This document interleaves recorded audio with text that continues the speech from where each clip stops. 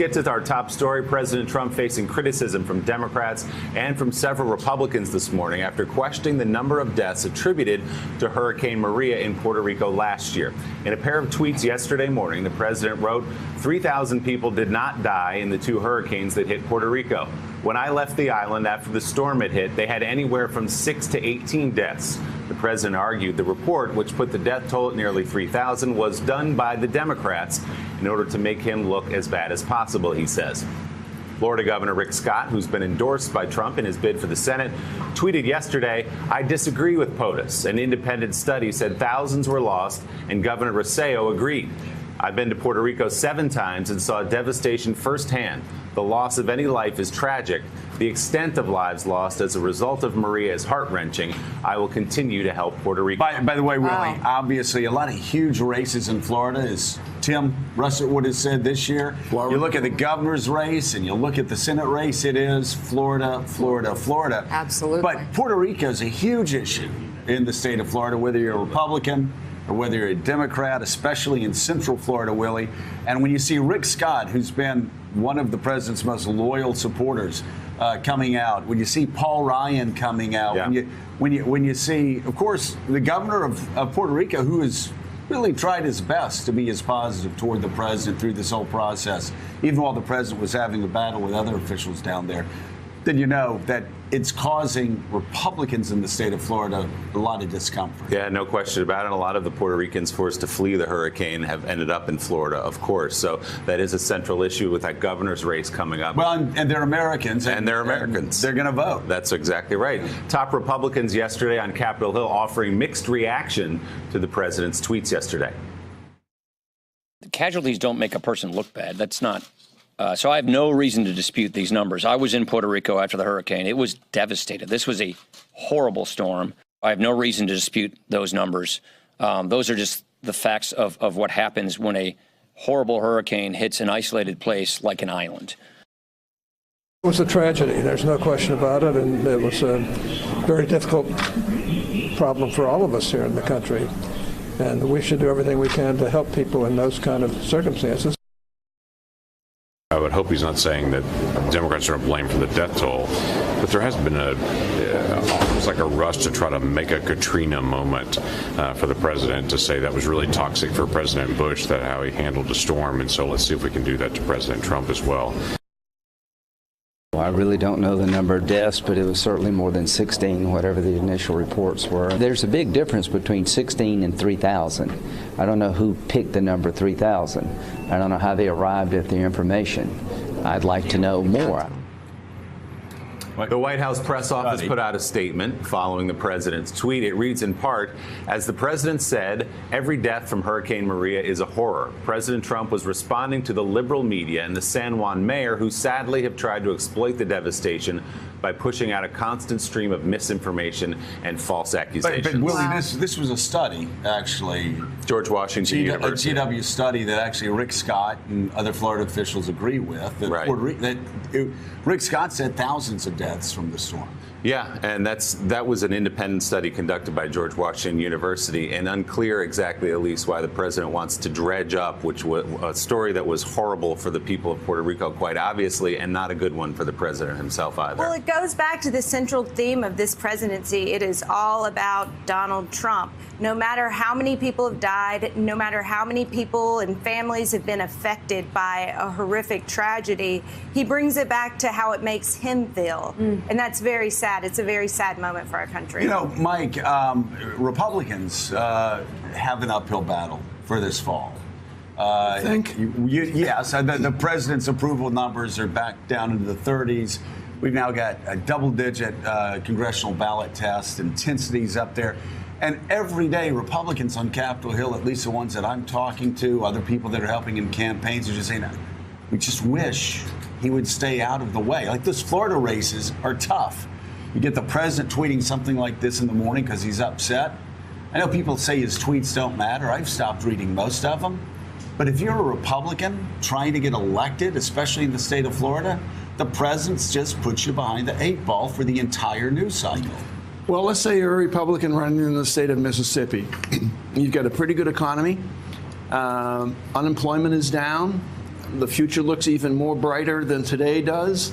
And all of a sudden, the President of the United States proves once again that he's a very small man. Yeah. And a lot of people, Republican, Democrat, Independent, I don't care, you get tired of being tired of the tweets. You get tired of being tired of his sense of victimization. That it is, as Elise said, it's always all about him. Well, and I also think what we learned in the conversation we had yesterday with a wonderful group of people here in Oxford, and a lot of Trump supporters. Yes, and you. By the way, Pat. She said, "Bless your heart," and wink. That's not a compliment. Oh, you got to bless your heart. I got a wink and a bless your heart. She got a wink. Really, the wink was just like it wasn't even like a. It was one of those little. The wink is the knife twisted after it's been inserted. Chills down my spine. I loved Pat, I said, actually. Mika, you're a Yankee. That's not a compliment. No, but you get a real sense that the center of this presidency is what you said, but also on the truth being so devalued that everything is in question. Former Vice President Joe Biden also weighed in on the president's claim of the death toll in Puerto Rico as a result of hurricanes during a speech in Washington that was on the topic of labor and the economy.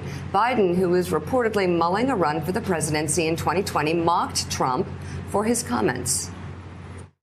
My dad had an expression for real. He used to say, Joey, and he'd say it to all my siblings, don't compare me to the Almighty, compare me to the alternative. I guess that's the only reason I'm looking okay these days, the alternative. But and by the way, there are no problems in America. Everybody's doing well. Things are fair and decent, and no one died in Puerto Rico. Yeah. So Eddie, again, we're talking about Puerto Rico this morning. It mattered. Obviously, it's going to be mattering in the state of Florida. Right now, though, there's a hurricane that's crashing on shore in North Carolina. That's what a lot of people are concerned about. And we think back to past hurricanes. Right. The failure of George H.W. Bush with Andrew in South Florida. It cost him dearly. And, of course, we all know around here about Katrina and what that cost George W. Bush.